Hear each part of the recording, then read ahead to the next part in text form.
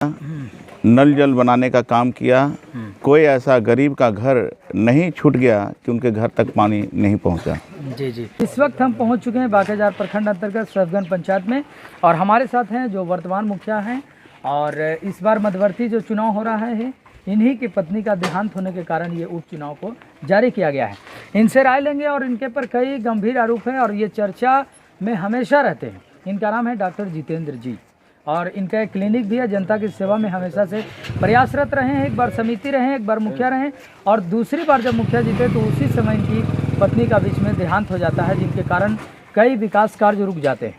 तो ऐसे में हम इनसे सवाल करेंगे कि अब फिर से चुनावी मैदान में ही आ चुके हैं। तो मुखिया जी, आप पर कई तरह के गंभीर आरोप लग रहे हैं, लेकिन सबसे पहले हम ये जानना चाहेंगे, आरोपों से पहले हम ये कहना चाहेंगे कि आप ये बताइए कि कौन कौन से आपने विकास कार्य किए हैं जिनसे आप अपेक्षा करते हैं कि जनता आपको फिर वोट करे? क्यों उम्मीद रखते हैं आप? काम बताइए। सरकार की महत्वाकांक्षी योजनाएं जो चल रही थी जी, मैंने सरकार के महत्वाकांक्षी योजना के आधार पर पूरे पंचायत में खरा उतरने का काम किया, नली गली बनाने का काम किया,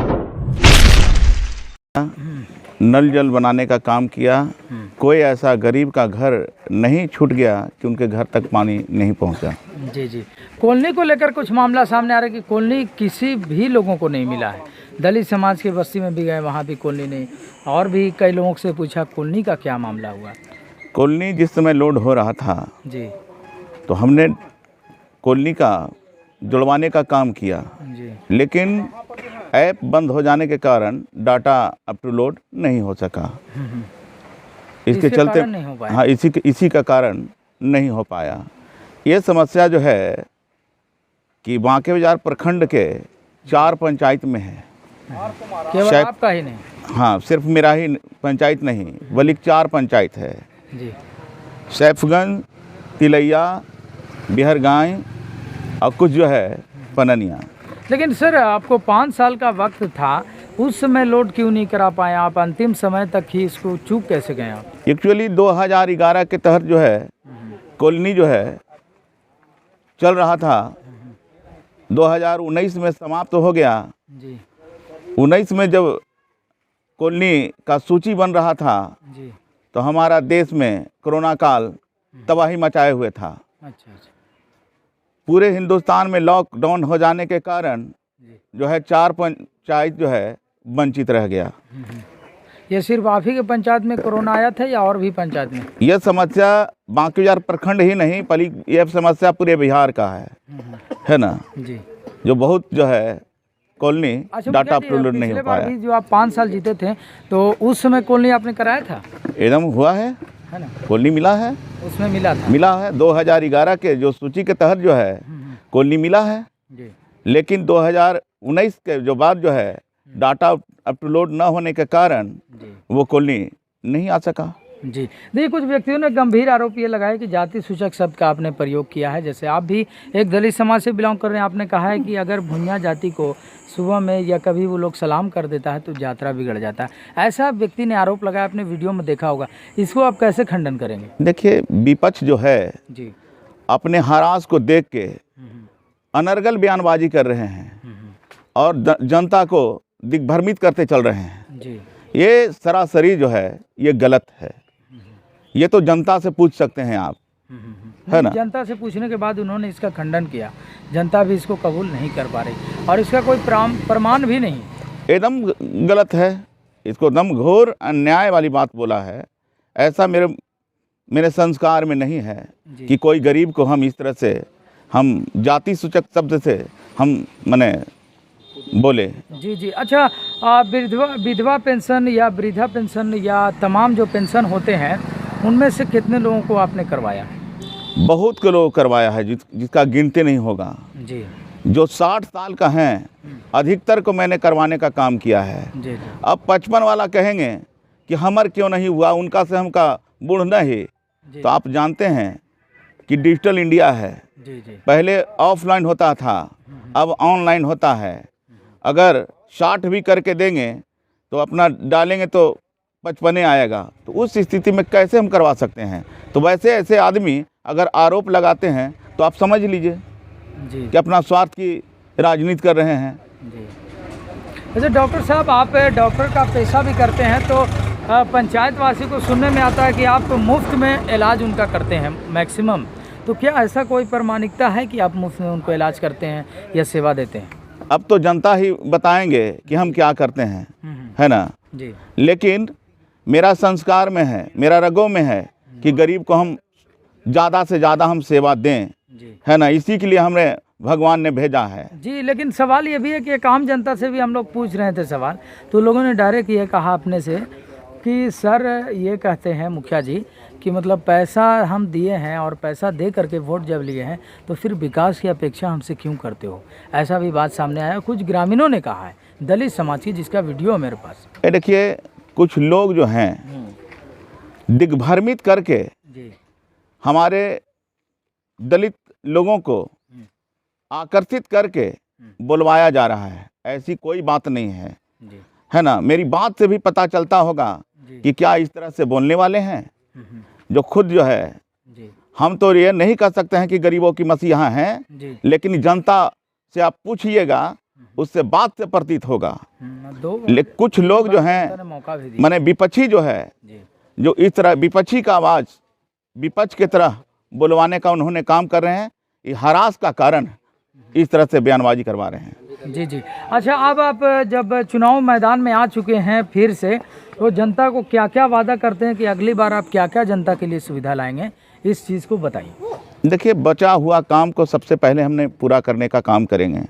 और जहाँ तक के इंदिरा आवास जो है, प्रधानमंत्री आवास योजना, अथक हम प्रयास करेंगे कि डाटा अप टू लोड हो, हमारे हर गरीब जनता को मिले। यही हम जनता से वादा करेंगे और जो भी बचा हुआ काम है उसको हम पूर्ण करेंगे। शिक्षा पर क्या आपकी राय है? एकदम हम शिक्षा के प्रति समर्पित रहते हैं, इसके प्रति जन जागरूकता अभियान चलाते रहते हैं, हमेशा जो है इस शिक्षा के प्रति तत्पर रहते हैं। जी, क्या लगता है कुछ लाइब्रेरी भी खुलवाएंगे? जी एकदम खुलवाएंगे, एकदम खुलवाएंगे।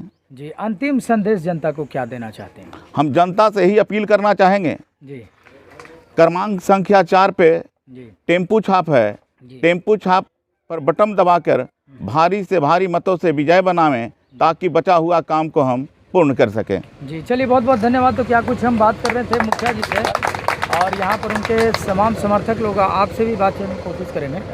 थोड़ा सा आप इधर आ जाइए, इधर भी आप पूर्व मुखिया ना जी, पूर्व मुखिया भी वर्तमान मुखिया जी के समर्थन में अभी हैं खड़े हुए, आप उनको हाथ में दे दीजिए। ये लो, हम लगाए। मुखिया जी के समर्थन में कुछ ऐसे भी बुद्धिजीवी वर्ग हैं जो पूर्व में मुखिया का चुनाव भी लड़ चुके हैं और 2 बार मुखिया का सम्मान ले चुके हैं, जो हमारे बीच में सर मौजूद हैं। पहले आपका शुभ नाम जानना चाहेंगे। मेरा नाम उपेंद्र कुमार है। जी जी। मेरा घर आजमगढ़ गांव में हुआ। जी जी। और मेरा पंचायत सैफगंज हुआ। मैं सर्वप्रथम जब ये सैफगंज पंचायत नया बना, ये नया पंचायत बना है, और 2001 से मैं शुरू से ही मुखिया का चुनाव जीता 2 बार, 2001 में और 2006 में जीता। अच्छा, हमें ये बताइए कि आप वर्तमान जो मुखिया जी हैं उनके समर्थन में आप लोग आ चुके हैं, आखिर इनमें ऐसा क्या गुण देखा? सबसे पहला गुण ये है कि ये समाज सेवी हैं। ये खुद एक डॉक्टर हैं जो हम देखते रहते हैं कि समाज में सेवा करते रहते हैं, गरीबों को निःशुल्क सेवा देते हैं। ये सबसे पहले कारण है। दूसरी कारण है कि ये जब चुनाव मैदान में हैं तो मैंने देखा कि इनके जो अगेंस्ट पार्टी हैं उनके साथ हमारे पंचायत के मने जो मने क्या उस शब्द से विपक्षी के साथ जो हैं वो अच्छे विचार के लोग नहीं हैं, वो पैसा लूटने वाले हैं। मैंने देखा है किसी को वो लोग दलाली कर के ब्लॉक का दलाली कर के देखा कि एक जैसे शौचालय बनवाया, उसमें 2-2 हज़ार 4-4 हज़ार रुपया लिया, ऐसे व्यक्ति उनके साथ हैं। उनके साथ और भी लोग हैं जो बहुत ही घूस लेते हमने देखा तो नहीं है, लेकिन मैंने सुना है कि मैंने कहने का मतलब कि पंचायत के वो लोग अच्छे व्यक्तित्व में से नहीं आते हैं। मुझे जब ये नज़र पड़ा तो हमने देखा कि अगर ये दूसरे के हाथ में चला जाएगा बागडोर, तब मेरा पंचायत लूटा जाएगा और बहुत पीछे चला जाएगा। इसलिए हमको हाथ उठाना पड़ा, इनका हाथ धरना पड़ा कि इनको किसी भी स्थिति से ऐसे ईमानदार व्यक्ति को लाना बहुत ही ज़रूरी है। यानी सीधा आरोप आपका ये लगता है कि विपक्षी यानी वो लुटेरे के हाथ में चला जाए। हाँ, विपक्षी अगर जीतते हैं तो सीधे लुटेरे के हाथ में चले जाएंगे। इसी से हम बचाने के लिए मैदान में उतर आए हैं और इनके साथ हैं। चलिए बहुत बहुत धन्यवाद। क्या कुछ पूर्व मुखिया से बातचीत कर रहे थे और ये दाऊद साहब है जिनके बारे में आप सब जानते हैं। दाऊद साहब ये हैं यही मुखिया जी का। देखिए ऐसा है कि मैं भी इस आपको तो न्यूट्रल रहना चाहिए। नहीं, मैं भी इस पंचायत में 2 बार मुखिया का चुनाव लड़ चुका हूँ और बहुत कम मार्जिन से चुनाव मैं हारा हूँ जी। लेकिन उसके बाद मैंने समाज सेवा का काम शुरू कर दिया। राजनीति से मैं परे हो गया और समाज सेवा का काम शुरू कर दिया जी। तो समाज सेवा में पहली मर्तबा जब मुखिया जी चुनाव लड़े थे तो मैं नहीं मतलब इनका साथ था, लेकिन जब ये 5 साल का कार्यकाल इनका देखा और समाज की सेवा देखा, इनका व्यवहार देखा, तो मुझे लगा ऐसा कि ऐसे व्यक्ति को ही इस पंचायत का मुखिया होना चाहिए। और मैंने भरपूर इससे पहले वाले में इनका समर्थन किया और चुनाव जिताने का काम किया। और मैं फिर भी अबर भी चुनाव उसी प्रतिष्ठा को रखते हुए, उसी पंचायत की इज्जत को रखते हुए, पंचायत की अच्छी सेवा के लिए मैं फिर इनका पूरा का पूरा समर्थन करता हूं। और अपने जितने समर्थक हैं जो मुझे मानने वाले हैं, मैं पूरे लोगों से इनका समर्थन कराऊंगा। रही बात कि कुछ विपक्षी इनके खिलाफ मतलब बात बोलते हैं, मैं कहता हूं कि वार्ड नंबर 4 में, 5 में आप चलिए, 4 में चलिए, आप देख लीजिए कि किस तरह का काम हुआ है। बेलहरी गांव में एक भी गली ऐसी नहीं है जो सोलिंग और नाली और ढक्कन का काम नहीं हुआ हो। एक भी जल नल का भी वहाँ काम हुआ है। पिछले चुनाव में इन्होंने माइनॉरिटी के नाम पर कई कॉलोनी भी दिया, लेकिन कुछ लोगों ने मुखिया नहीं, अगर कोई आज कह दे कि मुखिया ने 1 पैसा लिया है तो मैं आज मुखिया का विरोध करूंगा और मुखिया के साथ से हट जाऊंगा। हाँ, लेकिन कुछ लोगों ने मेरे गांव में उस कॉलोनी के नाम पर लोगों से ठगी का काम किया और पैसा ठगा, जिसका प्रमाण कहिएगा तो मैं वो लोगों को ला करके आपके चैनल पर प्रमाण भी दिला दूंगा। उतना ही नहीं, क्या उनका नाम चिन्हित कर सकते हैं? मैं नाम अभी बताना नहीं चाहता हूं कि चूंकि पॉलिटिकल लाइन चल रही है, अभी चुनाव का अगर नाम की जरूरत है। साफ है। हाँ हाँ, बिल्कुल बिल्कुल। और उतना ही नहीं, जब शौचालय का काम शुरू हुआ तो एक एक व्यक्ति से आप जा करके हर घर से पूछ सकते हैं, मुझे जाने की ज़रूरत नहीं है। 5-5 हज़ार रुपया, 4-4 हज़ार रुपया, 3-3 हज़ार रुपया वो बेलहरी में लिया गया, कुंडिल में लिया गया, तरवन में लिया गया। कुछ तो ऐसा काम किया गया, ब्लॉक से मिलके जो इसके नोडल पदाधिकारी थे उनसे मिलके बेलहरी में कुछ लोगों का काम मतलब नहीं हो सका, वो नाम नहीं हो, उसको बैरी बनवास में डाला गया। अब बैरी बनवास में डाल करके उनका पेमेंट कराया गया। इस तरह की बहुत सी बातें हैं जो मैं नहीं चाहते हुए भी मजबूरी बोलना पड़ रहा है, क्योंकि गलत आरोप अगर मुखिया जी पर लगाया जा रहा तो वो भी उनका दामन साफ नहीं है। जी जी, बहुत बड़ी बात।